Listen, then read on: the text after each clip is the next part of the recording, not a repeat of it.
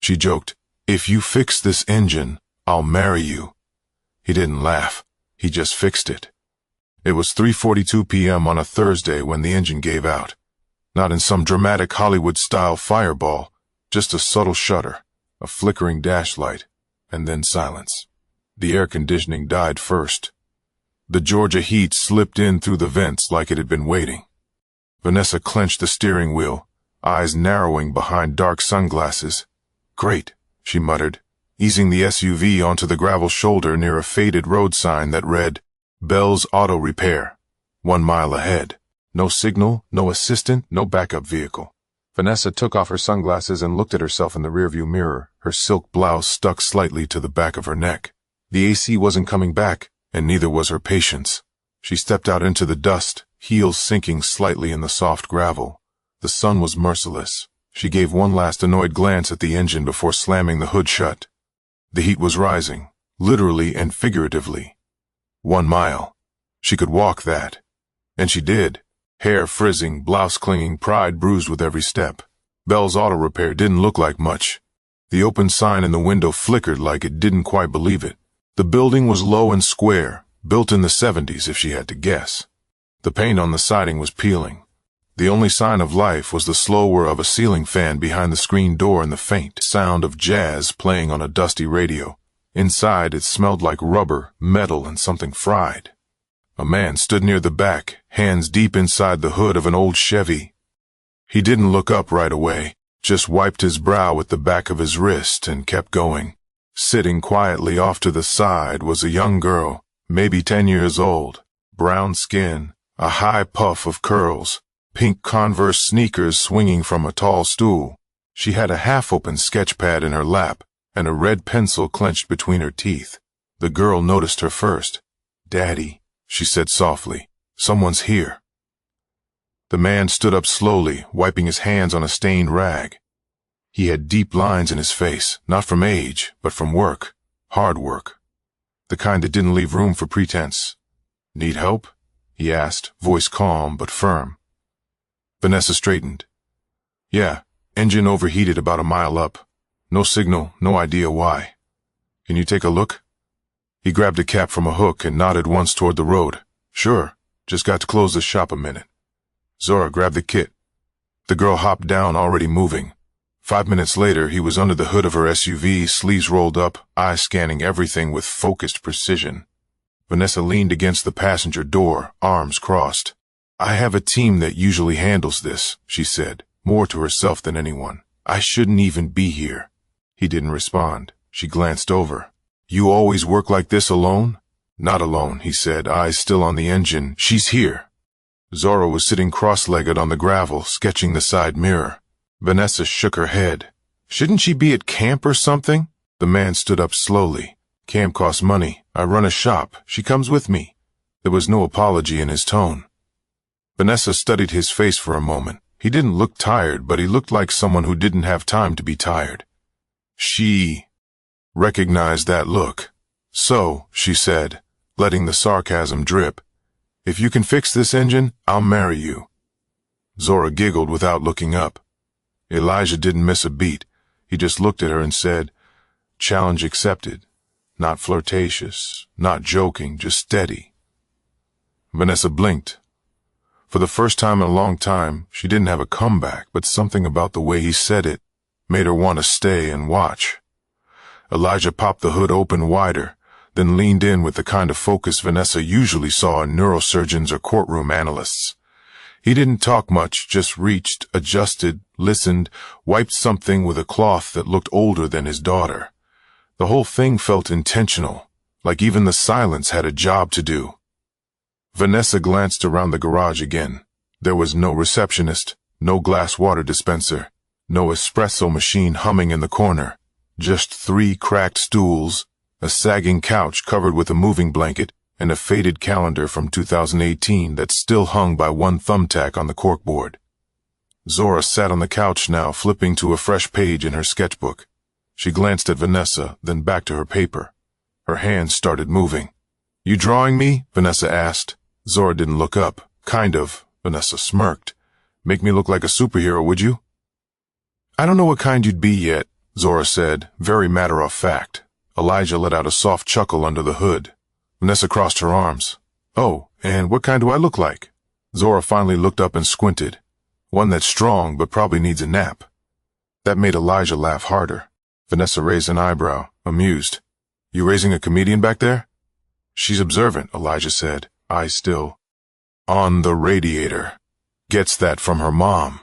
There was something gentle in the way he said it, like the name had weight. Vanessa didn't press. She sat down on one of the stools, brushing off a layer of dust with a business card swipe of her hand. So how bad is it? She asked. Elijah leaned back, wiping his hands. Your cooling fan relay shot. Could be more, but that's the first issue. I'll have to replace it. Might take a couple hours. Got one in the back. Vanessa nodded, not thrilled. I've got a meeting at 6 back in Charleston. Elijah glanced at the sun through the garage door, then shrugged. You'll make it barely, assuming I don't mess it up. That earned a smirk from her. Comforting. He disappeared into the back while Zora kept sketching and humming something off-key.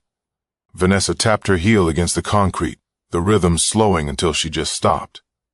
Her phone still had no bars. She looked over at the little girl who now appeared to be drawing her SUV as if it were a cartoon animal with long eyelashes and a smirk. You come here every day? Vanessa asked. Zora nodded without looking up. Yep. Don't you get bored? Sometimes, but Dad says bored kids get creative. Vanessa raised an eyebrow. That work on you? Zora held up the sketch. What do you think? It was actually kind of good. Loose, playful lines, but the detail was sharp. She even caught the exact slope of the CEO's tired shoulders. Vanessa smiled, surprised. You got talent, Zora grinned. I know, Elijah returned, carrying a small box and a socket wrench set. We'll need about an hour and a half, he said, getting back under the hood. You can hang here or walk to the diner 3 blocks down. It's clean. I'll stay, Vanessa said almost too quickly. She wasn't sure why. Maybe it was the quiet or the lack of people asking for something. Or maybe she just liked the idea of being invisible for a minute. I used to draw, she said suddenly, not really sure who she was talking to. Zora perked up. What happened? Grew up, Vanessa said with a shrug that said more than she meant it to. Zora didn't respond right away, then gently. That doesn't mean you have to stop. Vanessa looked at her, something softening in her jaw. But just as the silence started to settle into something warm, Elijah's socket wrench made a loud clink against the engine, and the moment was gone. The heat hadn't let up. But inside the garage, something had shifted. Vanessa's posture wasn't as rigid now. She'd undone the top button of her blouse, kicked off her heels, and sat barefoot on the old couch with her phone face down beside her. Zora was still sketching. Elijah worked in rhythm. Slow, steady, methodical. What's your name again? Zora asked suddenly, looking up from her drawing. Vanessa? You don't look like a Vanessa. She raised an eyebrow. What do I look like? Zora squinted. Maybe a Nikki or a Tasha, something with more spark. Vanessa chuckled. I'll take that as a compliment. There was a beat of silence. Then the girl asked, Are you rich? The question hit like a soft slap, direct, honest. Vanessa hesitated, eyes narrowing playfully. Why do you ask? You dress like it, Zora said matter-of-fact. And you walked in here like someone who's used to being in charge. Vanessa laughed more out of shock than anything. Well, I am in charge, CEO of a logistics firm. Big one. Zora blinked. What's logistics? Stuff. Vanessa said. Freight, containers, trucks, supply chain.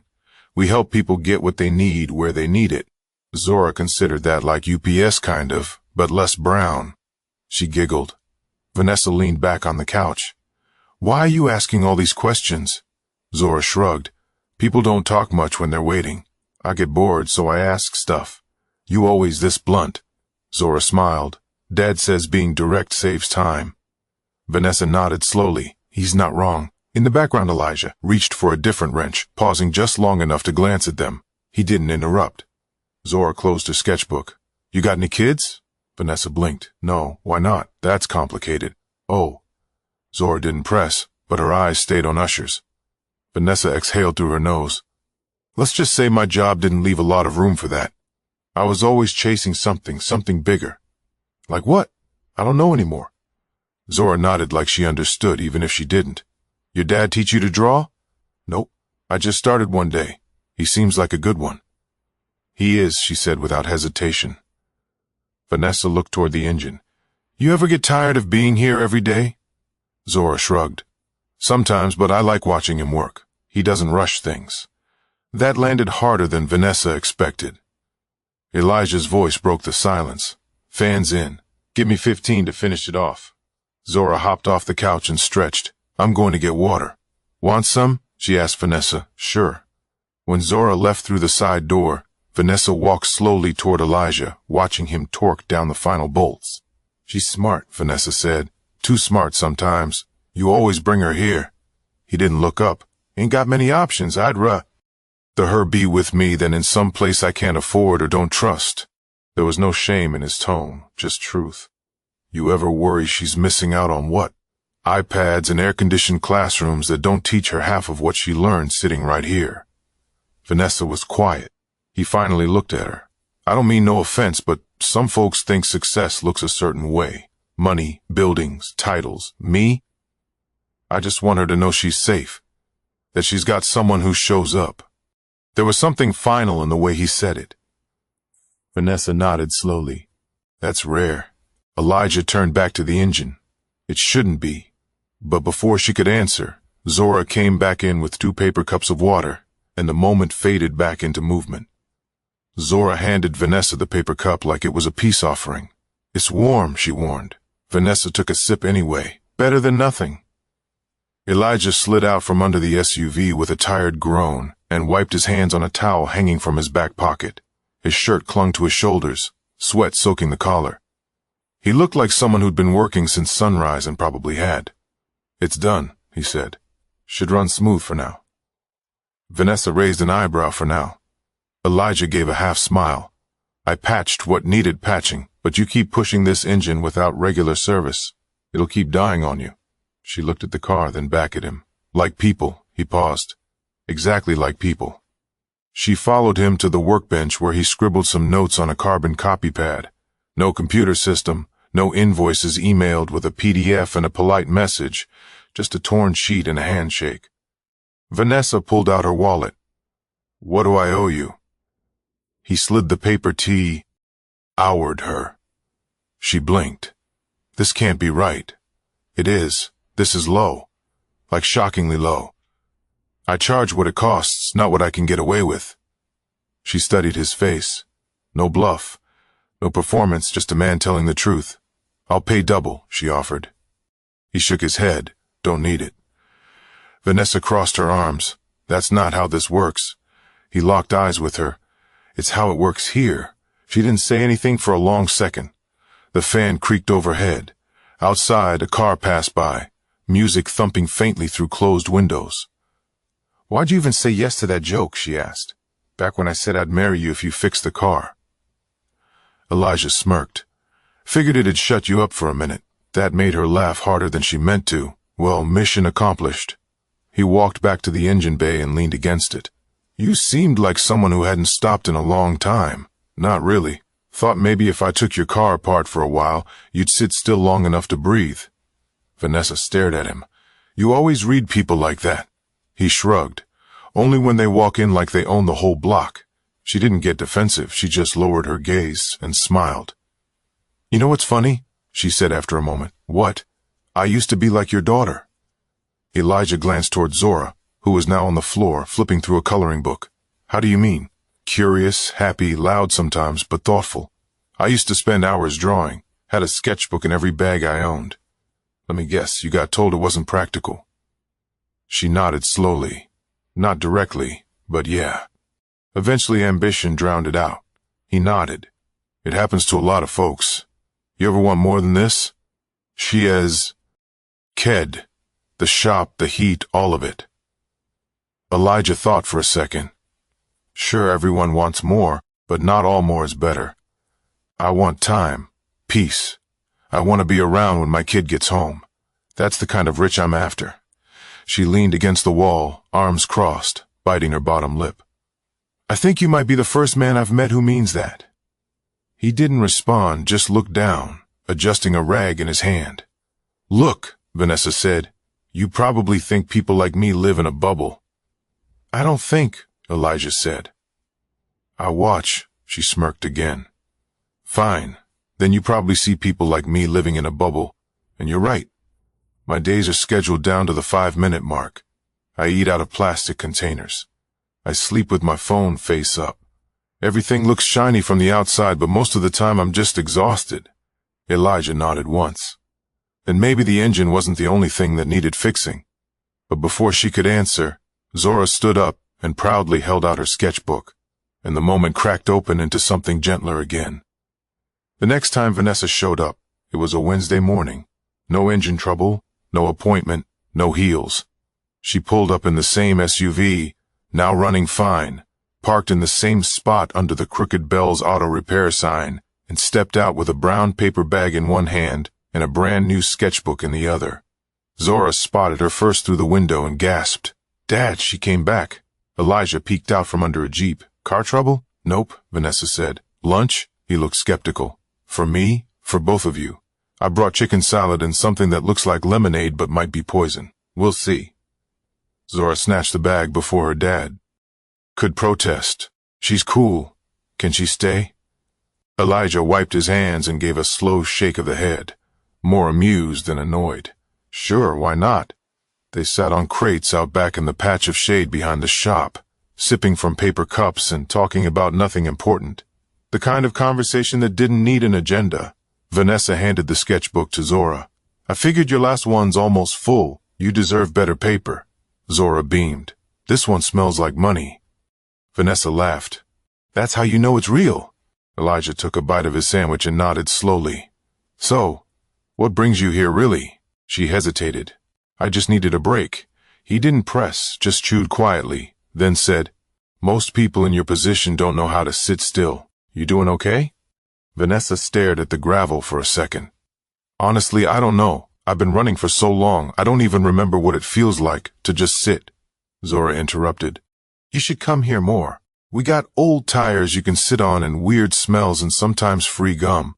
Elijah shot her a look, but Vanessa burst out laughing. Tempting offer. That visit turned into another, then another. Oh, sometimes she brought pastries. Other days she brought a book she hadn't had time to read. Once she even brought Elijah a new set of wrenches with his name engraved on the handles. He said it was too much, but used them anyway. They never planned anything. She'd just show up, stay for an hour, 2 if it was slow. They never talked about work, at least not hers. He never asked and she never bragged. She told him about a dog she almost adopted, a brother she hadn't spoken to in years, and a dream she had once of being a children's book illustrator. He listened, sometimes responded, but mostly he just let her speak without trying to solve anything. One afternoon, Zora brought out her newest drawing. It was of all 3 of them. Vanessa in her work blouse but barefoot, Elijah with grease on his face and a wrench in his hand, and Zora in between holding both their hands. Vanessa stared at it for a long time. "You got my bad side." Zora grinned. "It's your real side." Elijah looked over her shoulder. "She draws what she sees." Vanessa nodded slowly. "Then maybe I need to look in the mirror more often." At one point she asked Elijah, "You ever wish we'd met under different circumstances?" He looked at her confused. "What's wrong with this one?" She thought about it. All of it. The sweat, the gravel, the warm water in paper cups, the conversations that drifted like lazy jazz from his radio. Nothing, she said, absolutely nothing. But even as she said it, she felt something shift, something deeper than gratitude, but quieter than love. Rain was falling the next time she came. Not the polite kind that taps on windows, but the thick sideways kind that soaks your ankles in seconds. Vanessa burst into the garage, holding her bag over her head. She looked like someone who just escaped a hostage situation at a board meeting. Elijah looked up from a truck lift and smirked. "You know, umbrellas are a thing, right?" "I'm aware," she huffed, dropping her soggy bag on the counter. "I was trying to outrun the guilt of canceling my 4th therapy session in a row." Zora peeked out from behind a stack of tires. "Want a towel?" "Yes, and maybe a dry sole." The girl vanished into the back with a giggle. Elijah leaned on the workbench. B. Bad day, bad week. Every time I think I'm catching my breath, something else grabs me by the throat. Business, investors, my team, my phone. You tried turning it off? Vanessa shot him a look. I'm not you, Elijah. No one is, he replied too calmly. That's your problem. She dried her hair with the towel Zora brought and slumped into the corner of the couch, eyes fixed on the cracked ceiling tile above her. I had to let someone go today. A good person, loyal, just didn't fit the new structure we're building. Elijah didn't flinch. And you feel like trash for it. Exactly.